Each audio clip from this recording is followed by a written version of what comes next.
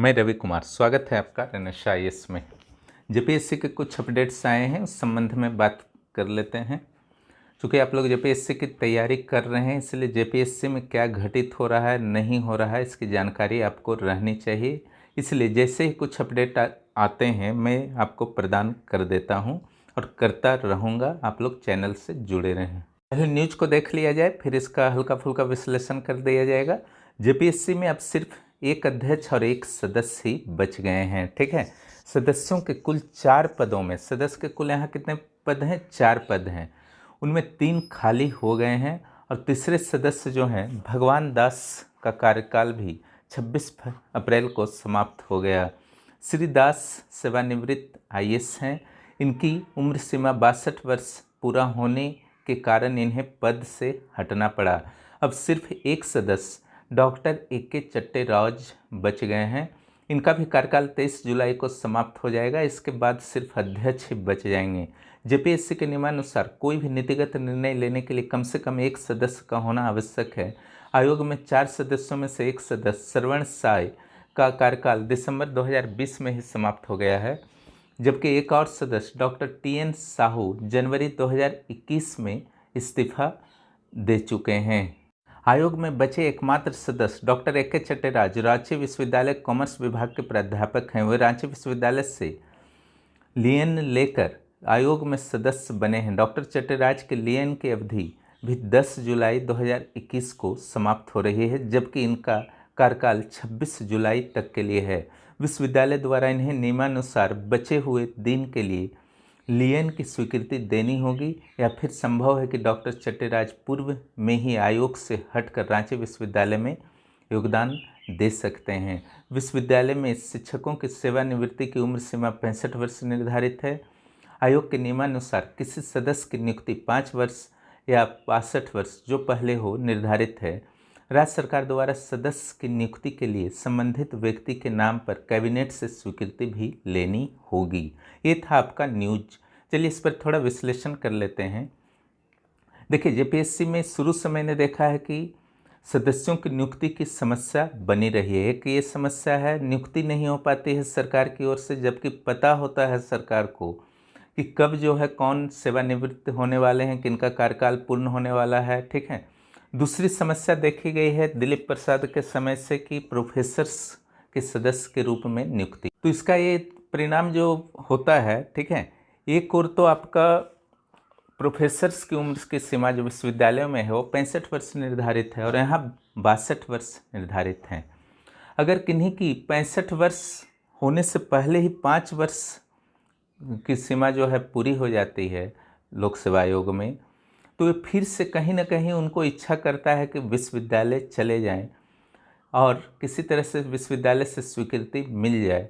तो जिसके कारण क्या होता है कि फिर यहाँ से वे चले जाते हैं। हालांकि आयोग के नियमानुसार जो है लाभ के पद को फिर प्राप्त नहीं कर सकते आयोग के सदस्य। हाँ, किसी आयोग के अन्य आयोग के सदस्य बन सकते हैं, अध्यक्ष बन सकते हैं, यूपीएससी को ज्वाइन कर सकते हैं। ठीक है, लेकिन विशेष परिस्थितियों में हर चीज़ का तोड़ होता ही है। ठीक है, उसी का लाभ उठाते हुए फिर से वे बन जाना चाहते हैं पुराने पद पर। जेपीएससी के द्वारा 2 मई को प्रारंभिक परीक्षा निर्धारित कर दी गई थी और स्थिति वर्तमान में यह है कि मात्र एक सदस्य और एक अध्यक्ष बचे हुए हैं। और अगर नियुक्ति नहीं हो पाई है तो कब नियुक्ति होगी यह भी कहना झारखंड में बहुत टफ है कि जो खाली सदस्य हैं वो कब नियुक्ति होगी। आप खुद सोच सकते हैं, 2 मई को परीक्षा अगर प्रारंभिक हो भी जाती तो फिर मुख्य परीक्षा कब होती, कैसे होती। लेकिन इन सभी तथ्यों का एक सकारात्मक पक्ष भी है कि आपको परीक्षा के लिए तैयारी करने का अवसर मिल गया है, क्योंकि अगला वैकेंसी यहाँ कब आएगा गारंटी नहीं है। इसलिए अपना पूरी तरह से तन मन धन लगाकर इसकी तैयारी कीजिए। इस बार आपका रिजल्ट जो है नहीं रुकेगा। ठीक है, और ये जो पेपर्स हैं यहाँ पर जो कुछ गलतियाँ हैं, जैसे 5 वर्ष तो लोक सेवा आयोग के सदस्य या अध्यक्ष का जो कार्यकाल होता है 6 वर्ष या 62 ईयर्स। अगर भारतीय संविधान में देखा जाए तो यह पार्ट 14 में है, 315 से 323 तक के आर्टिकल में है। और एक चीज़ ध्यान रखिएगा, इनकी नियुक्ति जो है राज्यपाल के द्वारा किया जाता है, राज्य लोक सेवा आयोग के अध्यक्ष और सदस्यों का, लेकिन इनको हटाने का अधिकार जो है राष्ट्रपति के पास है। और एक बहुत ही इम्पोर्टेंट चीज़ है कि राज्य लोक सेवा आयोग में कितने सदस्यों की संख्या होगी अध्यक्ष के साथ है कोई निर्धारित नहीं है। इसका निर्धारण पूरी तरह से राज्यपाल करेंगे। अगर कार्यवाहक अध्यक्ष की नियुक्ति की नौबत आती है तो न ही राष्ट्रपति करेंगे न ही मुख्यमंत्री करेंगे, ये भी राज्यपाल करेंगे। ठीक है, इन तथ्यों पर ध्यान रखिएगा राज्य लोक सेवा आयोग के संदर्भ में। और एक चीज़ ध्यान रखिएगा कि यूपीएससी का जो कार्यकाल होता है वहाँ के सदस्यों का वो 65 ईयर या 6 ईयर जो पहले हो जाए, और यहाँ पर 62 ईयर या 6 ईयर जो पहले हो जाए। क्लियर। अब जो है राज्य सरकार द्वारा जो भी नियुक्ति होगी कैबिनेट में प्रस्ताव के बाद, भगवान से मनाइए कि जल्दी हो जाए। चलिए अब यूपीपीएससी से रिलेटेड कुछ न्यूज है उसको देख लेते हैं। उत्तर प्रदेश लोक सेवा आयोग की ओर से पीसीएस प्रारंभिक परीक्षा 2021 की तैयारी के लिए पहल किए जाने के बाद प्रतियोगी छात्रों ने विरोध किया है। कल ही न्यूज़पेपर में आया था कि प्रतियोगी परीक्षा की तैयारी जो है 13 जून के लिए यूपीपीएससी के द्वारा तैयारी शुरू कर दी गई है, और वही स्थिति हो गई है वहाँ पर भी, यानी कि उत्तर प्रदेश में भी जो झारखंड में स्थिति उत्पन्न हो गई थी कि यहाँ भी आयोग के द्वारा दावा किया जा रहा था कि तैयारी जारी है, उसी ढंग से यूपीपीएससी भी तैयार है। और वो तो वास्तव में तैयार रहता ही है, वो दिखा चुका है पिछले 6 महीने में 2 फाइनल रिजल्ट देकर। ठीक है, 19 और 20 वाले को। प्रतियोगी छात्र संघर्ष समिति, भ्रष्टाचार मुक्ति मोर्चा एवं युवा मंच ने 13 जून को पीसीएस प्रारंभिक परीक्षा कराने के किसी भी प्रस्ताव के विरोध का फैसला किया है। प्रतियोगी छात्रों का कहना है कि ऐसे समय में जब संक्रमण पूरे जोर पर है, आयोग की ओर से पीसीएस सहित दूसरी प्रतियोगी परीक्षाओं को स्थगित किया जाना चाहिए। सही मांग है इनकी। प्रतियोगी छात्र संघर्ष समिति के मीडिया प्रभारी प्रशांत पांडे ने सवाल उठाया है कि क्या लोक सेवा आयोग के सचिव को यह पता नहीं है कि इस समय कोरोना का संक्रमण चरम पर है। ऐसे समय में 7 लाख परीक्षार्थियों वाली पीसीएस प्रारंभिक परीक्षा कैसे कराई जा सकती है। पीसीएस प्रारंभिक परीक्षा के लिए 23 जिलों में केंद्र बनाया जाएगा। ऐसे में प्रतियोगी छात्रों को 100 से 150 किलोमीटर की यात्रा करके परीक्षा देने के लिए दूसरे शहरों में जाना पड़ेगा।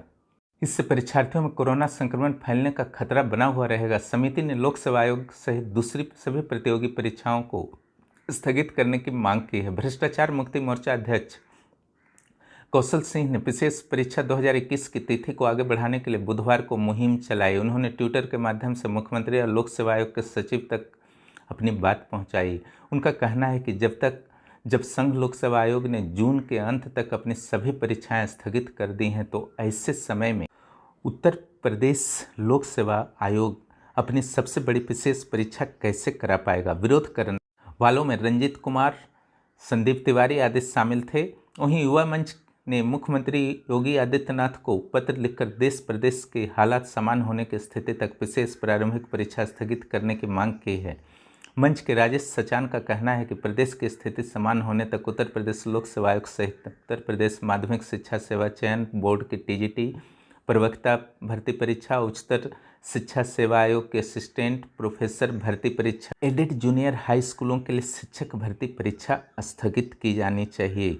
निश्चित रूप से इनकी मांग जो है न्यायोचित है और सरकार को इस पर ध्यान देना चाहिए, आयोग को ध्यान देना चाहिए, जिस ढंग से झारखंड में ध्यान दिया गया। ठीक है, और जैसे ही स्थिति सामान्य होती है तुरंत परीक्षा का आयोजन किया जाए, चाहे झारखंड हो या उत्तर प्रदेश हो। आप लोग तैयारी करते रहिए, ये सब तो चलता ही रहेगा कोरोना संक्रमण में। लेकिन सबसे बड़ी बात होगी कि अपनी तैयारी फिनिश करके जो है आप इस सब न्यूज़ को पढ़िए। ठीक है, तैयारी फिनिश रहेगा, फिर न्यूज़ आपको टेंशन नहीं देगा, विश्वास कीजिए। और इस चैनल से जुड़िए और दोस्तों को भी जोड़िए। आपका सहयोग अपेक्षित। बहुत बहुत धन्यवाद।